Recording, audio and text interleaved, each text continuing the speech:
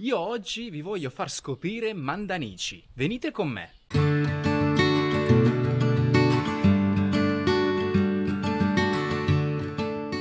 Mandanici è un piccolo paese di poco meno di 1000 abitanti che sorge alle falde di Pizzo Ilici e Monte Cavallo, appartenenti alla catena dei Peloritani. Ci troviamo nello specifico nella valle del Dinarini, una valle solcata proprio da questo fiume che tocca i comuni di Mandanici, Paiara per poi sfociare presso Furcisiculo. Riguardo la sua fondazione si narra che alcuni coloni calcidesi provenienti da Naxos fondarono in questa zona un accampamento rudimentale nella valle che oggi ospita Mandanici. In particolare i Mamertini, soldati mercenari italici inizialmente al servizio di Siracusa, si stabilirono a fianco al fiume di Narini e nasce così quella che poi fu chiamata Mandraniche.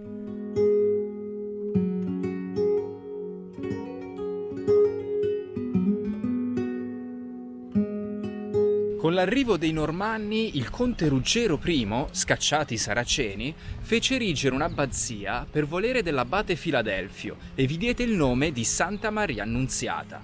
L'abbazia, o badia, venne istituita nel 1100 con un privilegio, in base al quale si donava il villaggio ed il territorio di Mandanici assieme a tutti i suoi abitanti.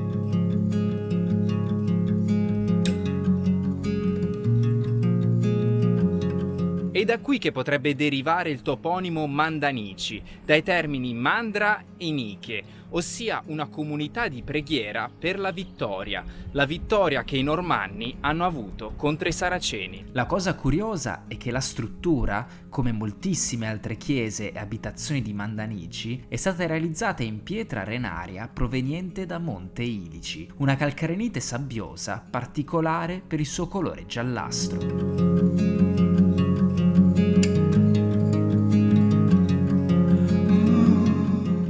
Nel periodo normanno sorsero altre opere a testimonianza della cristianità, come ad esempio il Duomo di Santa Domenica, che troneggia nell'omonima piazza. Una cosa curiosa è il suo campanile, che svetta sulla chiesa, che probabilmente fu utilizzato anche come torre di avvistamento, seguendo l'idea di realizzare una chiesa fortezza, dato riscontrabile più volte nell'architettura normanna.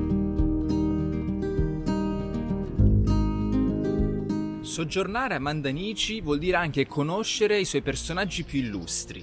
Tra i personaggi non si può non fare menzione di Luigi Mazzullo, garibaldino mandacinese molto vicino alla figura di Giuseppe Garibaldi. Egli non ebbe gradi militari, ma ebbe ancor di più il riconoscimento ufficiale di patriota, successivamente la carica di cavaliere ed infine la carica di sindaco, dal 1899 al 1903. Egli si batté a lungo per la realizzazione della provinciale Roccalumera Mandanici e per questo suo amore per il proprio paese è stato deciso di intitolare a lui il corso principale, dove vi è un monumento a lui dedicato.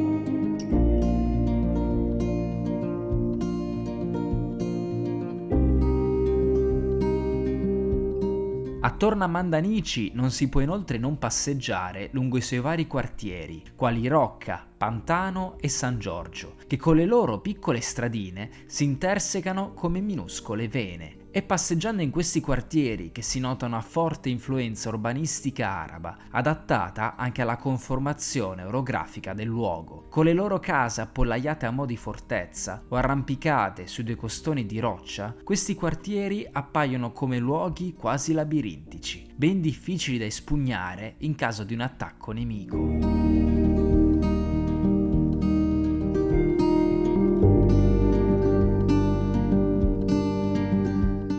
Io adesso sto percorrendo il sentiero che conduce fino a Monte Cavallo, il monte che sovrasta il paese di Mandanici. Venite con me.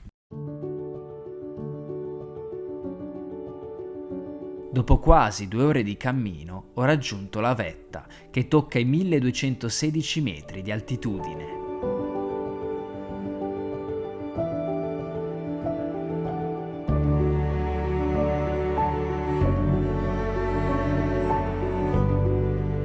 Ed un enorme grazie va al comune di Mandanici che mi ha ospitato e mi ha dato la possibilità di realizzare questo video. Grazie.